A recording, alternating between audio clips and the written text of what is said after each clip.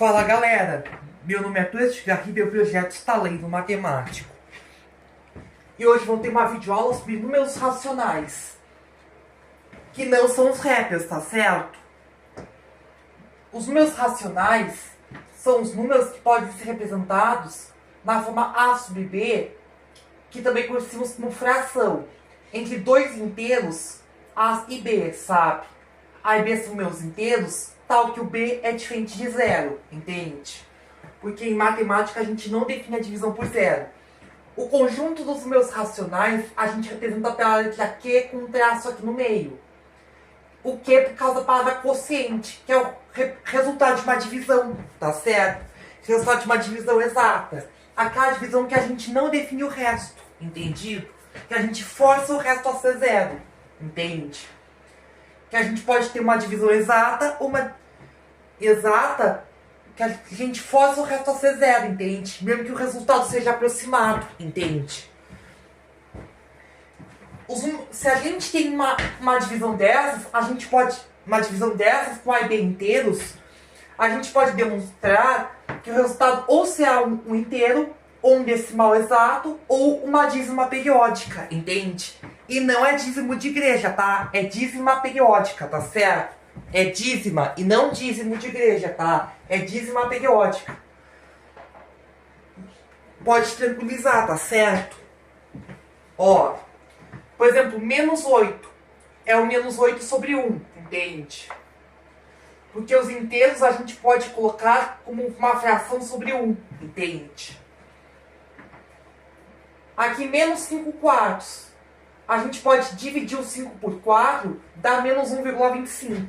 A representação decimal de uma fração, a gente divide o numerador pelo denominador, entende?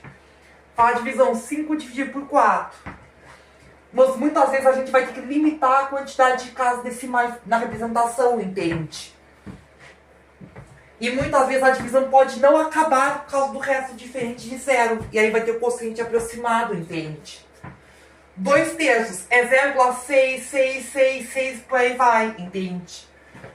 E aí, nesse caso, deu uma dízima periódica, entende? Ficou meio besta, mas você vai entender, entende? Porque o resto se repete na divisão, entende? E a gente pode provar isso. 7 sobre 100 é 0,07, um decimal exato. Porque na divisão deu um resto, a gente consegue um resto zero, entende? Os 2 terços a gente nunca consegue o resto igual a zero, entende? Aí vai ser um quociente aproximado. 37 sobre 11, 3,363636, por aí vai. Aí quando dá a dízima periódica, a gente pode colocar 3, período 36, entende? Um traço em cima do período. Aqui o 0,666, aqui os traços em cima do 6 tem que indicar o período. 83 sobre 99, 0,838383 pontinhos. Aqui vai ser 0,83 com traço em cima do 83. Menos 25 sobre 12, que dá menos 2,08333 e pontinhos. Que é uma dízima composta, tem uma parte não periódica antes da parte periódica. Que é menos 2,083 com traço em cima só do 3. Entende? Que é uma dízima periódica composta de uma parte não periódica e uma parte periódica, entende? Lembrando que nem todo decimal infinito é dízima periódica. Existem dízimas que não são periódicas. São decimais infinitos, mas não são dízimas periódicas. Como o π, que é a razão, que é 3,14159 pontinhos. A raiz quadrada de 2, que é aproximadamente 1,41421 pontinhos. As dízimas não periódicas são números irracionais. Elas não vão pertencer aos conjuntos de números racionais, porque não há nenhuma fração entre dois inteiros que corresponda a elas, entende? E a gente pode provar isso. E esses números, né, a gente vai falar em outro momento, entende? Lá no nono ano, entende? E no ensino médio também. E sabe por que a gente fala isso? Porque existe a chamada reta numérica, entende? Que a gente marca uma origem, uma unidade de medida e uma orientação positiva. Ó, 0, 1. Aqui a gente marca o 2. Por simetria, a gente marca aqui o menos 1, entende? Aqui entre o 0 e o 1, a gente pode marcar aqui o meio, entende? Dividindo em duas partes iguais. Se eu fosse dividir em 3 partes iguais, a gente marca 1/3 e 2/3. Se eu dividisse em 4 partes iguais, teria 1/4, o 2/4 coincide com o meio e o 3/4. Entre dois meus racionais, como é o caso do 0 e do 1, né? Todo inteiro é racional, entende? Entre dois meus racionais, há infinitos meus racionais. No entanto, os meus racionais não são suficientes para preencher a reta, entende? Embora entre dois meus racionais haja infinitos meus racionais, também há infinitos meus irracionais, entende? E aí a união entre os meus racionais e irracionais formam os chamados números reais, entende? Que normalmente são abordados a partir do 8º ou do 9º ano, entende? Aí quero falar também dos conceitos de oposto, módulo e inverso de números racionais. O oposto a gente já com o sinal, por exemplo, menos 3/5, que é mais 3/5, entende? Que é o oposto. O módulo de 3/5 é a distância entre o afixo do 3/5 e a origem, que vai coincidir com o próprio número se ele for positivo, ou com o oposto do número se ele for negativo. Como aqui temos um número negativo, a gente vai ter que calcular o oposto. No caso, o módulo do menos 3/5 vai ser mais 3/5, entende? Que a gente normalmente decoraria como número sem sinal. Mas, na verdade, o módulo é sempre um número não negativo, entende? Pois, onde a distância entre o número e a origem, entende? E a distância é sempre não negativa, entende? E temos o conceito de inverso de um número racional não nulo, entende? 1 sobre menos 3/5, que seria 1 vezes, né? Que a gente coloca, né? O 1 vezes o menos 5/3, entende? Que a gente vai pensar para algumas operações. Que no caso vai ser menos 5/3, entende? Troca o numerador e denominador de lugar, entende? E aqui também temos um outro conceito que é transformar o número decimal exato para a forma de fração. Ó, 4,75 sobre 1. A gente vai multiplicar numerador e denominador por 10, usando uma propriedade das frações, até eliminar a vírgula. Ó, 47,5 sobre 10. Não sumiu a vírgula. Vamos multiplicar de novo. 475 sobre 100. Aí, se quiser, vai a gosto do freguês ou ao pedido da prova. Simplificar a fração, entende? Que eu não vou fazer, porque eu quero explicar justamente essa propriedade, entende? Que é a propriedade que permite, que é justamente que explica, ó, A sobre B, né? Se eu for multiplicar por K, tanto o numerador quanto o denominador, vale tanto para a multiplicação quanto para a divisão. Ou dividir por K, entende? Isso é a mesma operação, entende? Obter outra fração equivalente anterior. E aí isso permite tanto essa expansão quanto a simplificação de frações, entende? É uma propriedade que as frações admitem, entende? É assim que eu transformo decimal exato em fração, entende? A transformação de dízima para fração, entende? Só consigo fazer com dízima periódica. Mas eu fiz em outra aula, entende? E normalmente só se aborda a partir do 8º ano, ou então a partir do ensino médio com outro processo, entendido, galera? Agora a gente vai falar das operações com frações, tá certo? Ó, agora vamos à segunda parte da aula, operações com frações. Você deve ter visto no 6º ano as operações com frações. Agora a gente vai revisar as operações com frações, incluindo as regras de sinais. Ó, menos 4/5 mais 5/3. Para somar frações, ou subtrair frações, a soma algébrica de frações, a gente reduz as frações ao mesmo denominador usando o MMC. Ó, a gente coloca, o MMC no caso é 15. 15 dividido por 5 dá 3. 3 vezes 4, 12. 15 dividido por 3 dá 5. 5 vezes 5, 25. Agora a gente pega aqui os sinais, né? Menos e mais. Agora a gente pega, agora que a gente tem os mesmos denominadores, ó, mais 25 menos 12. Sinais diferentes. Mais 25 menos 12. Agora a gente subtrai os módulos, que dá 13. e vai pegar o sinal maior de quem tem mais módulo. No caso, quem tem mais módulo é esse aqui. Aí vai ter mais 13 sobre 15, entendido? Multiplicação de frações. Ó, menos com menos, mais. Agora a gente tenta simplificar. Ó, 8 com 10 dá por 2. 8 com 10 vira 4 e 5. 21 e 35, né, dá por 7. 21 por 7 dá 3. 35 por 7 dá 5. Agora a gente vai copiar o que sobrou. Ó, 4 quintos, né, vezes 3 quintos. Que vai dar mais 12 sobre 25. Entendido? Agora, menos 5 quartos dividido por 15 meios. Isso aqui é uma notação indicando divisão. Lembrando de cuidar os parênteses, tá certo? Divisão de frações, a gente copia a primeira fração, menos 5 quartos, e multiplica pela inversa da segunda. Que a gente pega assim, troca numerador e denominador de lugar, entende? Que a gente vai ter 2 sobre 15. Sinais diferentes, menos, entendido?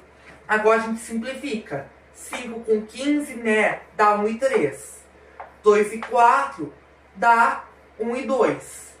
Agora a gente, né, copia o que sobrou, né, 1 sobre 2 vezes 1 sobre 3, que dá menos 1 sexto, entendido?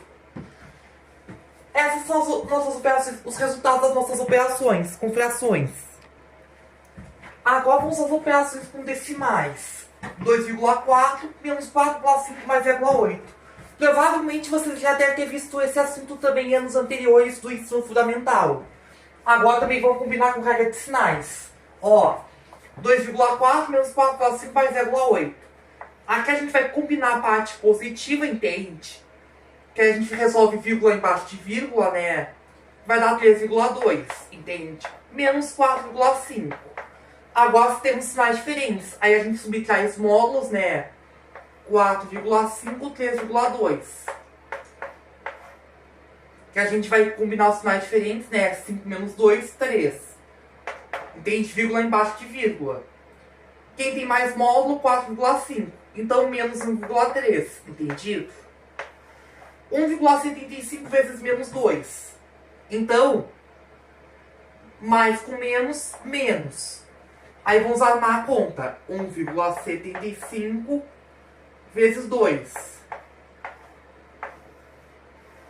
Ó, 5 vezes 2, 10. Vai 1.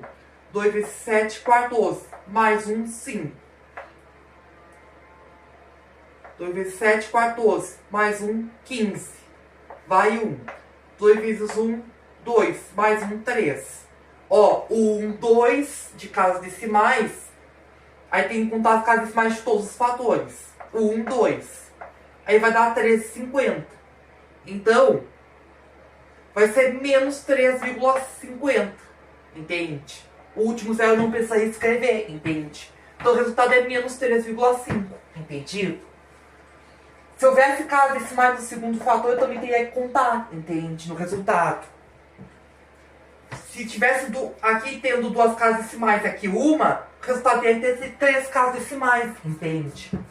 Agora, menos 4,75 dividido por 3, aqui a gente vai ter que impor um limite de casas decimais, entende? Para o resultado.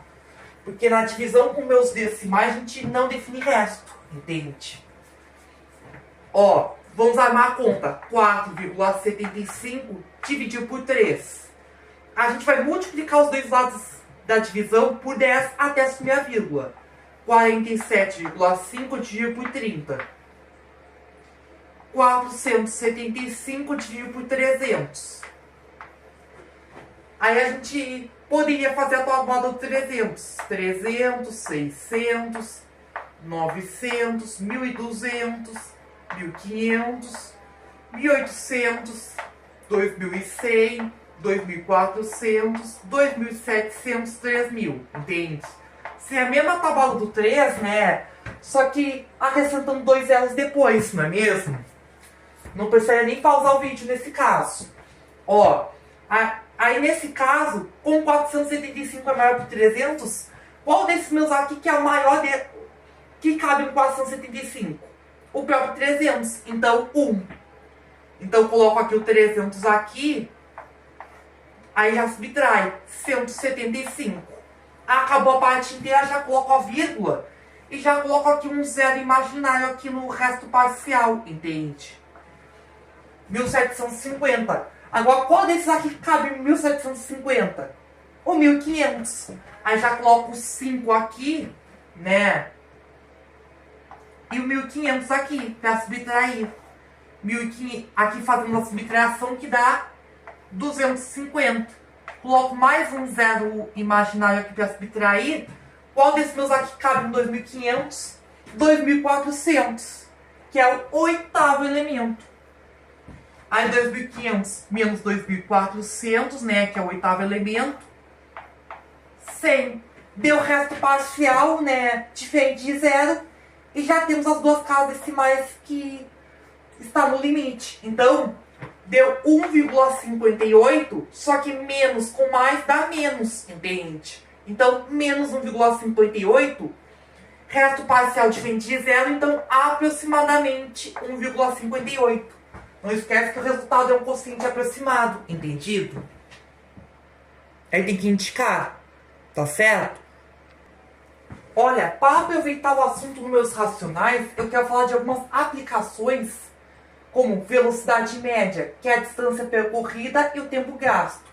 Usualmente vemos a velocidade em quilômetros por hora. Aí a gente precisa da distância percorrida em quilômetros, né? E o tempo gasto em horas, entende? Aí a gente converte a distância para quilômetros e o tempo para horas. A densidade, que é a massa pelo volume. A massa que normalmente a gente vê como peso.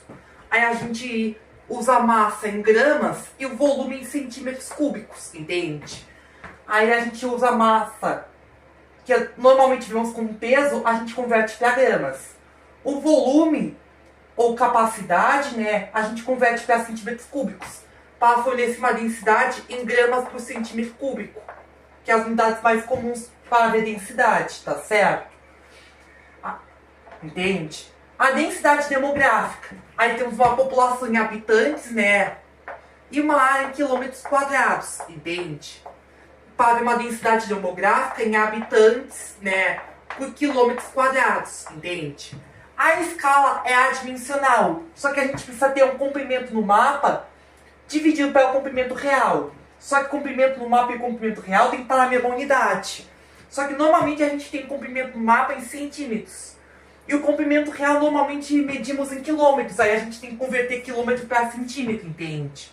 A gente precisa dos dois na mesma unidade.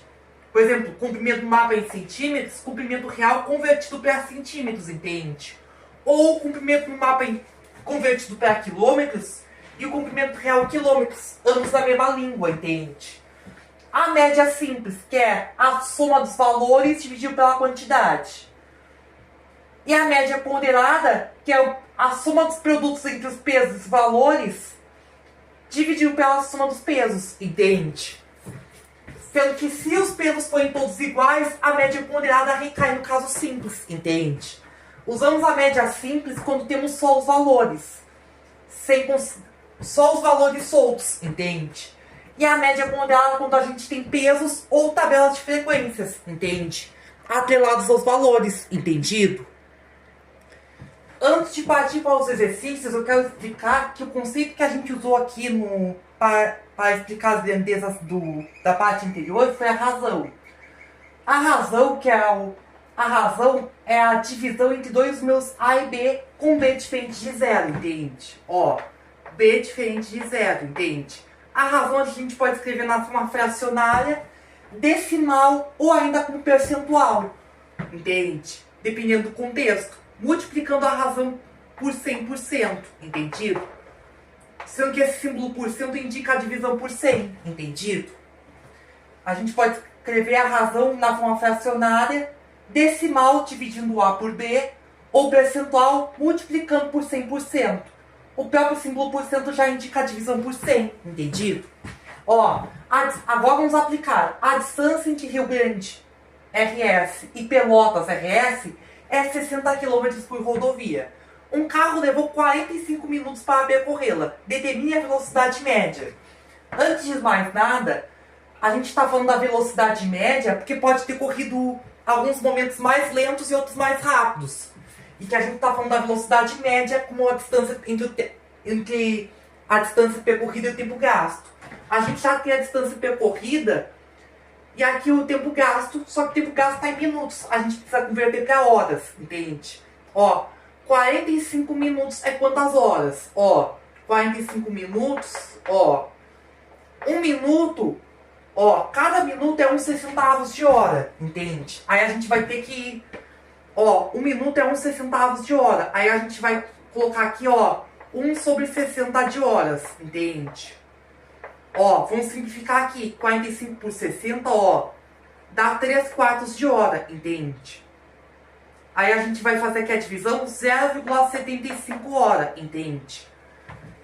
Ó, agora a gente vai ter aqui a velocidade média, como a razão entre a distância percorrida, 60 km, né? Sobre 0,75 hora, entende? Que vai dar, deixa eu fazer a conta na calculadora.